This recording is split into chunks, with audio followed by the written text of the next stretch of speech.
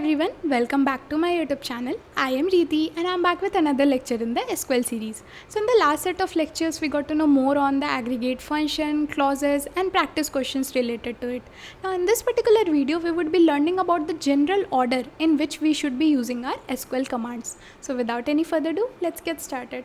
So here you can see that I have provided a table in which I have provided the rank in which we should be using all the particular commands, and then we have provided the commands, and then we have provided the use case for that particular command. So it's not possible that you are providing a condition to any of the column or any of the set of rows before even telling the MySQL server that these are the columns on which I want to provide the condition. So where can never happen before the select command.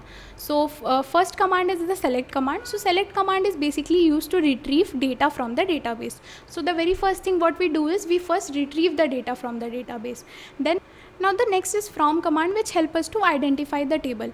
Now in a particular database there could be multiple tables, so I need to tell my database that from this particular database I want this particular table. The third one is where clause, which help us to provide any condition or filter the rows based on some specific condition. So we have retrieved the data from the database, we have provided the table from which we are retrieving the data, then we can provide the conditions on that particular data which we are retrieving.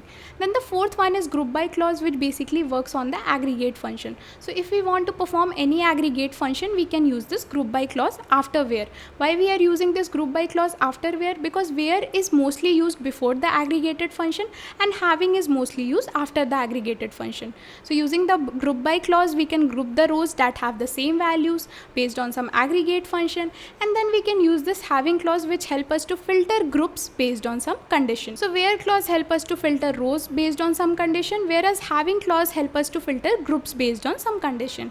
And then at the sixth number we have the order by clause. So we have retrieved the data, we have identified the table, we have filtered some rows on the table, we have grouped the rows, we have filtered some group on some basic condition, and then we want to sort the result either in ascending or descending order. So we can use the order by clause.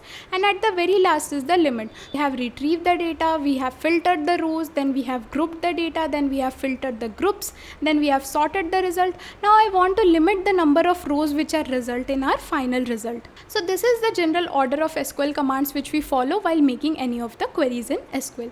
So this was all about this video. I hope you like this video. So if you like this video, please hit the like button. If you're someone who is new to my channel, can go ahead and watch out the tech content first, and if you find it useful, can go ahead and subscribe.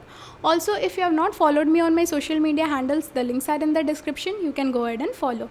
Till then, take care, keep learning, keep growing, keep smiling. Bye all.